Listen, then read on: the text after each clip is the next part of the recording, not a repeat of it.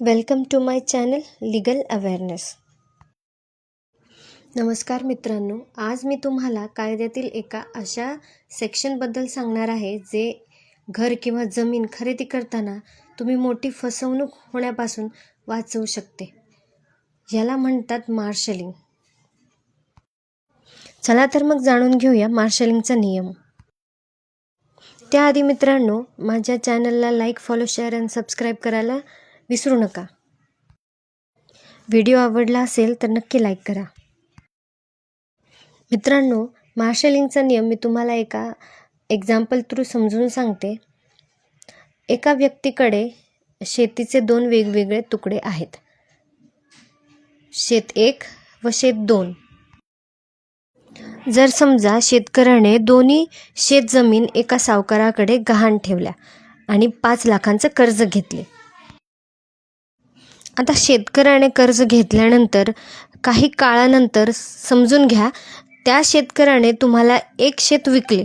त्याचं जे शेत 1 होतं ते तुम्हाला समजा जर विकलं. आता तुमच्याकडे शेत 1A ची मालकी आहे, पण त्यावर सावकाराचे कर्ज अजूनही आहे.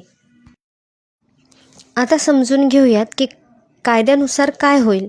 जेव्हा सावकार आपले पैसे परत मागण्यासाठी येईल, तेव्हा तुम्ही म्हणजे नवीन खरेदीदार शेत 1 जमीन जी तुम्हाला विकलेली आहे, तर त्याच्यावर तुम्ही सावकाराला सांगू शकता की माझ्याकडून पैसे वसूल करण्याआधी तुम्ही आधी मूळ शेतकऱ्याच्या ताब्यात असलेले शेत 2 हे विका.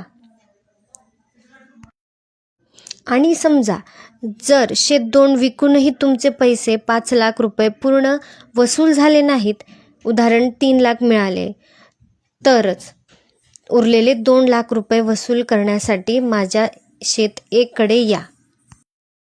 मित्रांनो, लक्षात घ्या, जर तुम्ही अशी शेती किंवा घर जमीन विकत घेतली जी मोठ्या कर्जात अडकलेली आहे, तर कलम 56 नुसार तुम्ही मागणी करू शकता की कर्जाची वसुली आधी मालकाच्या उरलेल्या शेतातून करा, माझ्या शेतीतून नको. ह्यालाच मार्शलिंग म्हणतात.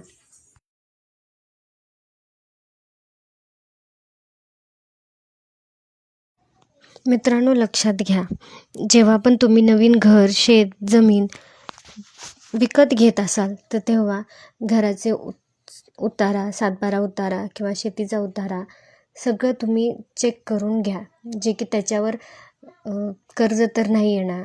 हे सगळं तुम्ही तपासून आधी घ्या, मगच विकत घ्या. आणि जर तुम्हाला समजत नसेल तर नक्की एका ॲडव्होकेटला दाखवून तुम्ही नक्की चेक करा, तुमच्या आजूबाजूला जे कोणी विश्वासातले ॲडव्होकेट.